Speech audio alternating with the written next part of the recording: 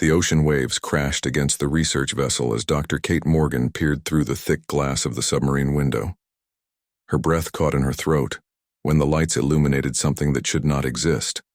A massive structure buried beneath centuries of coral and ocean sediment. It began as a routine deep ocean exploration mission funded by the Pacific Research Institute. Kate and her team of marine biologists had been mapping uncharted sections of the Mariana Trench when their sonar equipment detected an anomaly. The perfectly symmetrical shape stood out from the natural formations of the ocean floor. The team had expected to find a geological formation, or perhaps the remains of a sunken vessel from World War II. What they discovered defied all explanation. Kate ordered the submarine closer. A metallic hull gleamed under their lights despite being submerged for what must have been thousands of years. No human civilization had the technology to build something like this when it must have sunk. Dr. Olivia Patel, marine archaeologist and Kate's closest friend, pressed her face against the glass. Her dark eyes widened. "I don't think this is one of ours, Kate." After securing permission from international authorities, a recovery operation began. 3 days later, the object rested on the deck of their research vessel, shimmering under the sun. The hull was made of a material unlike anything on Earth, perfectly smooth without seams or rivets, and with a faint blue luminescence that pulsed like a heartbeat. Kate assembled a team of experts: Dr. Samantha Riley, quantum physicist; Dr. Lindsay Watts, xenobiologist; and Maya Green, communications specialist. They approached the craft with a mixture of scientific curiosity and primal fear. Maya ran her hand along the surface. "It's warm," she whispered. The material seemed to respond to her touch. A seam appeared where there had been none before, revealing an entrance. The team exchanged nervous glances. "We need to document everything," Lindsay said, setting up additional cameras on her environmental suit. Kate nodded in agreement. They would proceed with caution. The interior of the craft defied human architecture. The walls curved organically with no sharp angles.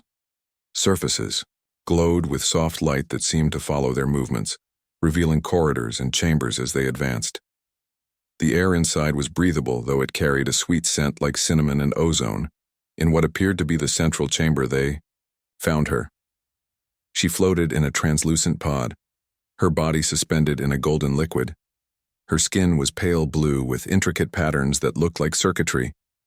Her features were almost human, with high cheekbones, delicate lips, and a small nose, but her eyes were larger and her fingers too long with an extra joint. The being was unmistakably female, though clearly not human. Lindsay approached the pod carefully. The liquid wasn't water, but something else entirely, possibly a preservation medium. The being showed no signs of decomposition despite potentially being submerged for millennia. The pod hummed softly, and the liquid began to drain. As it receded, the being's chest rose and fell in gentle breathing. Her eyes remained closed. Kate called for additional security and medical equipment. The team stood in silent awe as the pod opened with a soft hiss. The alien woman's eyes fluttered open. They were entirely black with flecks of silver like a night sky filled with stars. She regarded the humans. With no visible fear or surprise, Maya stepped forward slowly, showing her empty hands in a universal gesture of peace. "Hello," she said. "We found your ship." The alien woman sat up with fluid grace. Her movements were too perfect, as if gravity affected her differently. She opened her mouth and emitted a series of musical tones that made the walls of the chamber pulse with light. The ship's systems responded to her voice. Holographic displays appeared around them, filled with symbols and images that shifted too quickly for human eyes to process. "I am Zara," the alien woman said in perfect English, though the words came a second after her mouth moved, as if something was translating. "I have waited a long time for awakening." Maya asked the question. They all wanted to answer. "Where are you from?" "Beyond," she replied, gesturing upward. "Your scientists have not yet discovered my home." Her voice carried a melodic quality, almost hypnotic. "Thank you for finding me. The damage to my vessel was severe. Could not repair it alone." Kate found her voice. "How long have you been here?" Zara tilted her head. calculating. By your measurement of time, approximately 12,000 years.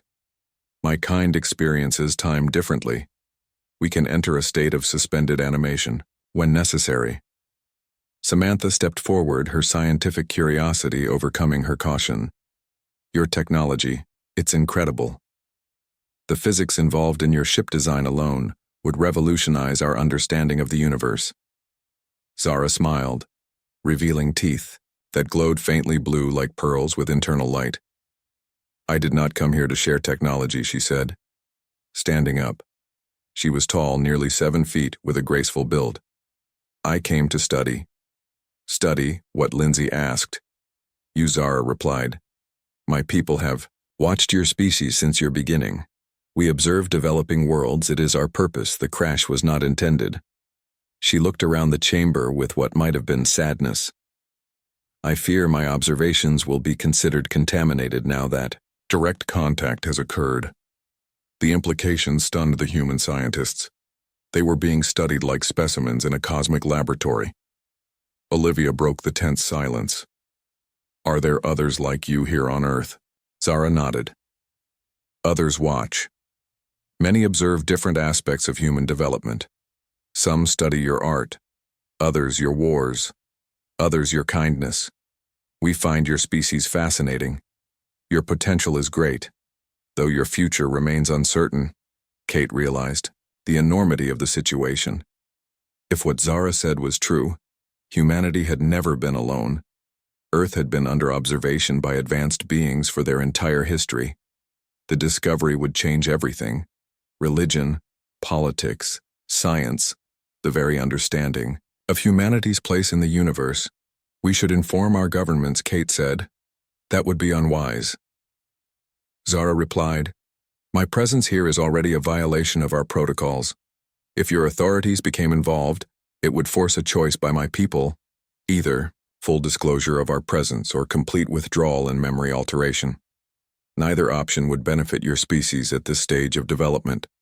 The scientists exchanged troubled glances. What do you suggest then? Samantha asked. Help me repair. My vessel, Zara said. I will return to my observation post outside your solar system. My data will be marked as compromised but valuable. Your secret will be kept for now. Eventually, when your civilization reaches a certain threshold, contact will be made officially. My people believe in natural development. Interference changes the path of evolution. Kate considered the request. This was bigger than national interests or scientific glory. The peaceful advancement of human civilization might depend on their decision. What if we refuse? Zara looked at her with those star-filled eyes. Then others will come to retrieve me, and all who know of me will be altered.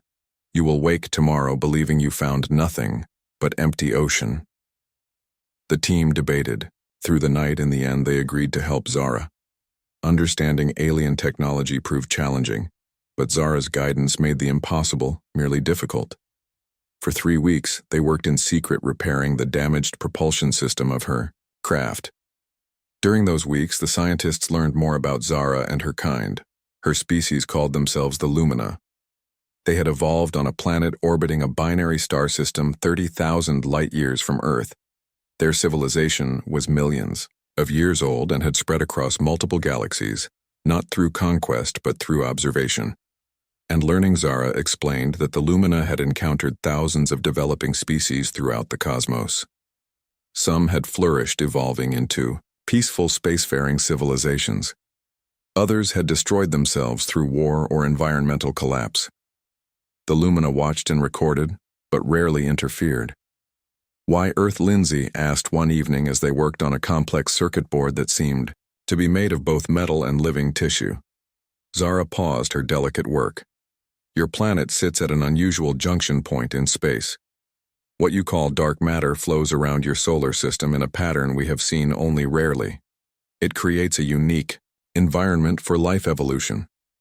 We believe it might be why your species developed such strong emotional capacity and creativity. Maya, who had been documenting the repairs, looked up from her camera. Does that make us special? All life is special? Zara replied. But yes, your world holds particular interest. The combination of your biological evolution and this unusual space-time environment has created something we have not seen before.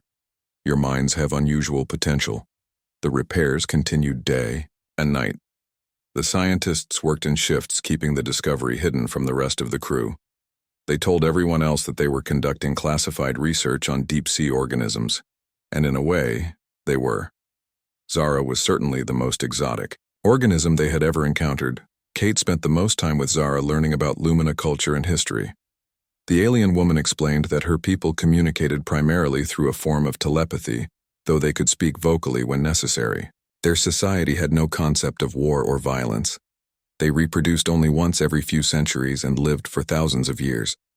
Their bodies were partially organic and partially energy-based, allowing them to enter the suspended state that had preserved Zara for millennia on the 10th day of repairs. Kate found Zara standing alone on the deck of the ship in the middle of the night, staring at the stars. Her blue skin seemed to shimmer in the moonlight. "You miss your home," Kate said, joining. Her Zara nodded. "I have been away longer than intended. My life mate waits. You have a partner?" Kate asked, surprised somehow at the idea that this alien being shared such a basic experience with humans. "We bond for life," Zara said. Her voice contained a new emotion, something like longing. "Arix has waited 12,000 years. The link between us remains but grows faint with distance. It will be good to return." "Do you have children?" Kate asked. "One," Zara replied. "Our daughter has become an observer like myself, but in a different sector of space. She studies a species of crystalline beings who communicate through light and magnetic fields. They build beautiful structures that last for eons." As the days passed, the scientists began to notice subtle changes in the ship and in themselves. The materials they handled seemed to respond to their thoughts. The air inside the craft grew easier to breathe, almost energizing them. Lindsay discovered that a cut on her hand healed overnight after she touched a particular panel. The alien technology was affecting them in ways they couldn't fully understand. When Kate mentioned these changes to Zara, the alien woman looked concerned. "My vessel was designed for Lumina physiology. It attempts to optimize the environment for me. Since you are helping repair it, the ship recognizes you as friendly entities. It is trying to accommodate your biology. But the effects may be unpredictable. Should we be worried?" Kate asked. Zara considered the question. "The changes are temporary. They will fade when you are no longer in regular contact with the ship. But I would advise limiting exposure. The differences between our species are significant despite this warning." The work continued. The scientists took shifts resting on their own vessel when not needed for repairs. But they all felt drawn to the alien craft, and to Zara herself. Her presence was calming, almost addictive. Kate noticed that the team made excuses to speak with Zara to learn more about her world. On the 15th day of repairs, Dr. Samantha Riley made a breakthrough. The propulsion system operated on principles she had only theorized about in her work. The ship didn't push through space so much as fold it, creating a temporary pathway between 2 points. What would take light years to travel could be crossed in moments. "This could change everything," Samantha said excitedly. "We could adapt this technology for human spacecraft." Zara placed a long-fingered hand on Samantha's shoulder, her expression gentle but firm. "Your species is not ready for this knowledge. The power required would devastate your planet's resources. The mathematical understanding needed would take your scientists centuries to develop naturally.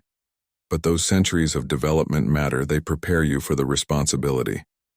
Such travel brings, Samantha wanted to argue, but something in Zara's starry eyes stopped her. The alien woman wasn't being condescending. She truly believed that humanity needed to follow its own path. As the 3rd week began, the repairs were nearly complete. The propulsion system hummed with energy, and the ship's exterior had begun to heal itself, the metal flowing like liquid to seal damaged sections. The vessel was almost ready for its journey home. Kate found herself feeling increasingly conflicted. The scientist in her wanted to document everything, to share this incredible discovery with the world. The knowledge Zara possessed could advance human understanding by centuries, but she also understood the alien's warning. Humanity might not be ready for such advancement. Without the proper ethical framework, technology could be more curse than blessing. One night Kate found Maya, sitting alone with Zara. The communications specialist had her eyes closed while Zara gently touched her temples. "What are you doing?" Kate asked. Zara looked up. Maya wished to experience Lumina communication. "I am showing her glimpses of my home." Maya opened her eyes, tears streaming down her face. "It's beautiful," she whispered.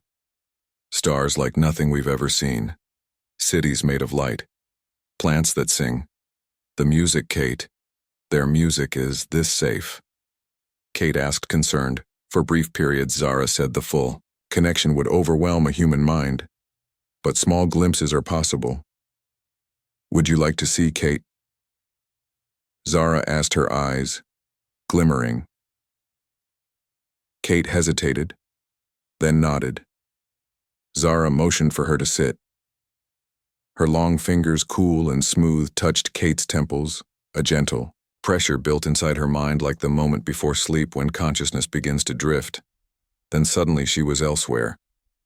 She saw a world with 3 moons hanging in a lavender sky, twin suns, one gold, one blue, cast twin shadows across a landscape of spiraling towers that seemed to be made of solidified light. Beings like Zara, but with variations in color and form, moved through gardens where plants responded to their presence, changing color and shape. Crystal structures floated in the air, creating complex harmonies as they touched one another. Beyond the city, vast oceans glimmered not with water, but with something like liquid starlight.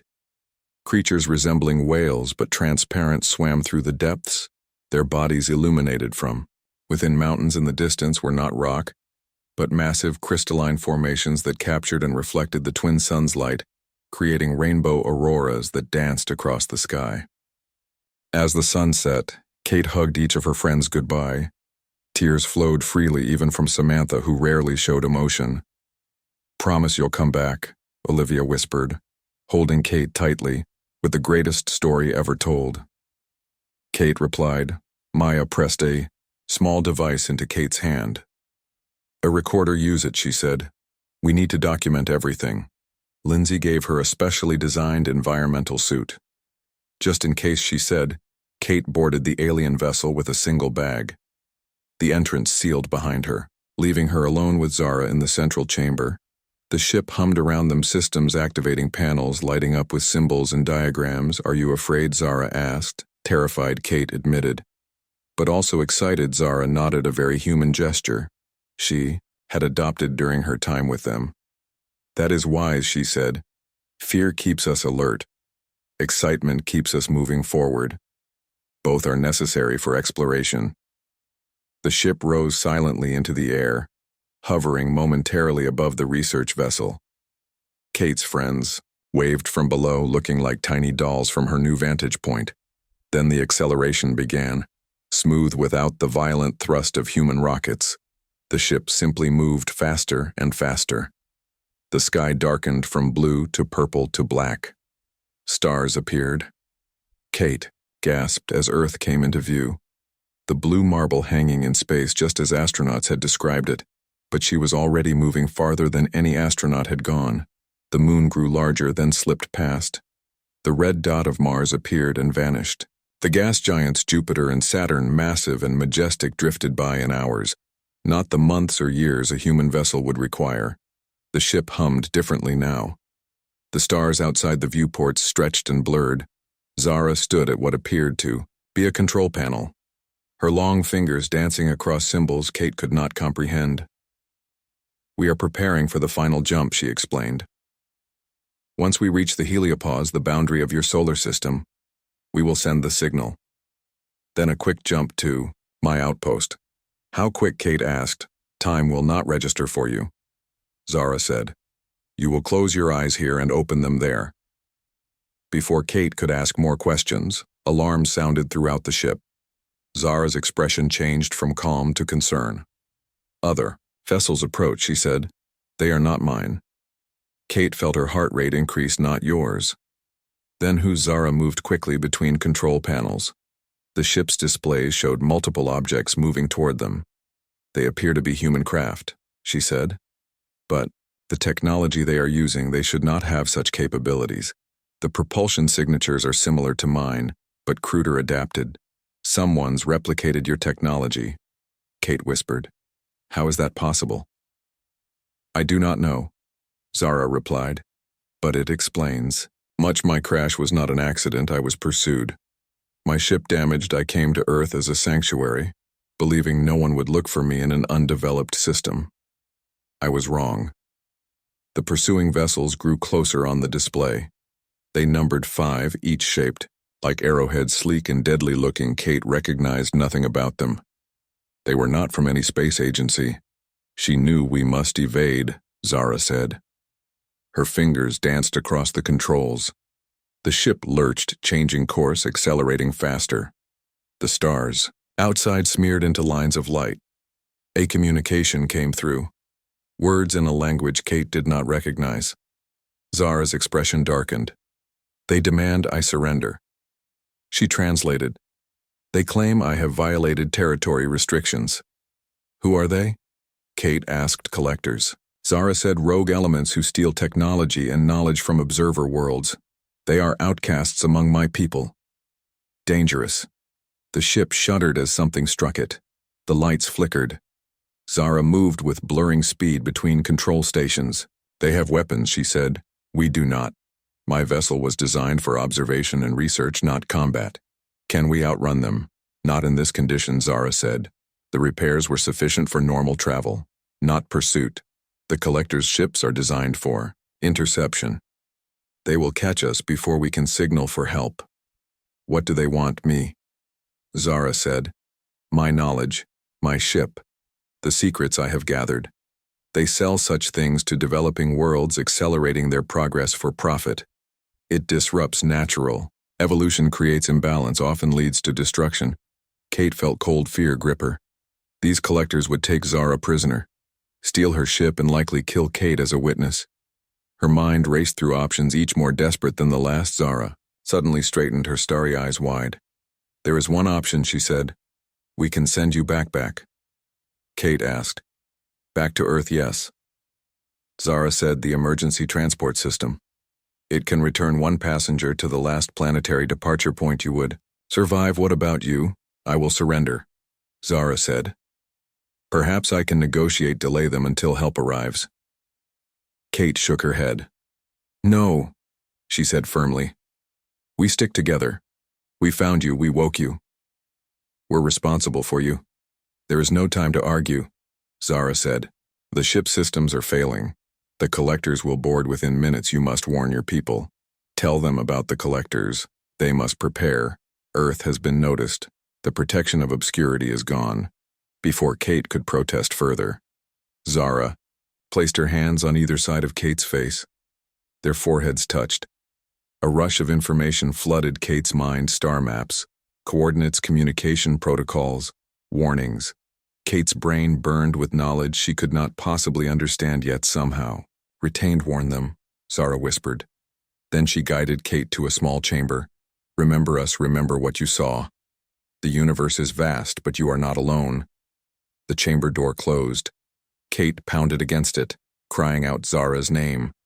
A soft light filled the space. The stars outside blurred. The ship, the collectors, Zara, all vanished. Kate awoke on the deck of the research vessel. Her friends surrounded her, expressions of shock and confusion on their faces. You disappeared, Maya said. The ship vanished with you inside. That was 3 days ago. How did you get back? Kate sat up slowly, her head pounding with alien memories and knowledge. They took her, she said. They took Zara. But she saved me. And now Earth is in danger. Her friends helped her to the medical bay. As Kate recovered, she told them everything about the collectors, about the knowledge Zara had transferred, about the warning. As she spoke, Kate knew her life would never be the same. She carried the memory of distant worlds, the knowledge of advanced technology, and the responsibility of Zara's warning. In the following months, Kate and her team worked in secret, developing new technologies based on what she had learned. They established a monitoring system scanning the skies for signs of the collectors. They prepared Earth for a future where humanity was no longer alone in its corner of the galaxy. And sometimes on clear nights, Kate would look up at the stars wondering if Zara had escaped, if her people had come for her. She would touch her temple, where alien knowledge still resided, and whisper thank you to the distant observer, who had changed everything. The vision shifted. Kate saw glimpses of other worlds, other species being studied by the Lumina, a planet of intelligent plant life where massive sentient trees communicated through root networks, a gas giant where balloon-like creatures floated. In eternal flight, their thoughts shared through electrical impulses, a world of living crystal where the entire planet functioned as a single conscious entity. Then she saw Earth, through Zara's eyes. As an observer, Kate witnessed the rise of human civilization, Egyptian pyramids being built, the first Chinese dynasties forming, Roman legions marching, the Renaissance blossoming, the Industrial Revolution transforming the landscape. She saw wars and peace, technological advancement and artistic creation, all watched, all recorded, all respected as part of humanity's unique journey. When Kate opened her eyes, she found herself weeping. Zara gently withdrew her touch. "That is my work," she said softly. "To witness, to understand, to preserve knowledge of all life." "How many civilizations have you seen rise and fall?" Olivia asked, having joined them during Kate's vision. "Too many to count." Zara replied, "Some destroy themselves, some reach the stars, some evolve beyond physical form. The paths are as varied as the species that walk them. Do we make it?" Lindsay asked quietly. The question they all wanted to ask. Will humanity survive? Zara looked at each of them in turn. The future is not fixed even to us. Probability suggests multiple outcomes. But I have hope for your kind. You feel deeply. You create beauty even in darkness. You question your purpose. That questioning, that seeking is rare and precious. As the final day of repairs arrived, the team gathered on the deck of their vessel. The alien craft, now fully restored, hovered just above the waves. Its hull gleamed in the morning sun, the blue luminescence pulsing steadily. Zara stood before them, her tall form silhouetted against her ship. She had changed her appearance, somewhat making herself less obviously alien. Her skin now a deep brown, her eyes still starry, but less inhuman. She could almost pass for human at a distance. "I have a request," Zara said. "I need one of you to come with me." The scientists exchanged shocked glances. "What?" Kate asked. "The journey home requires two. The ship was designed for a minimum crew of 2 Lumina. I can pilot alone, but the strain would be significant. I would ask one of you to accompany me to the edge of your solar system. From there I can signal for assistance. Go to space with you," Maya whispered. "Only to the edge of your system," Zara clarified. "A journey of days, not years.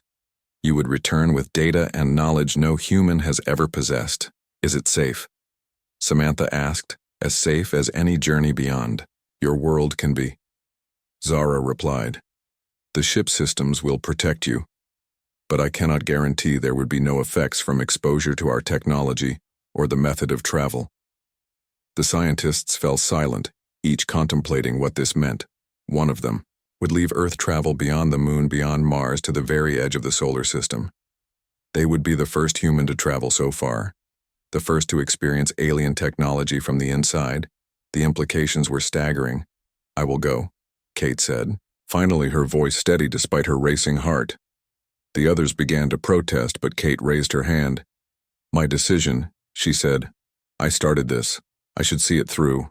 "Are you certain?" Zara asked. "No," Kate replied with a small smile. "But how often does someone get to see the stars up close?" The next 12 hours passed in a blur of preparation. Kate packed minimal belongings, a change of clothes, some basic medical supplies, her research notes, a photo of her family. She told no one outside the team what she was doing. They would cover for her absence, claiming she was conducting deep-sea research in an isolated location.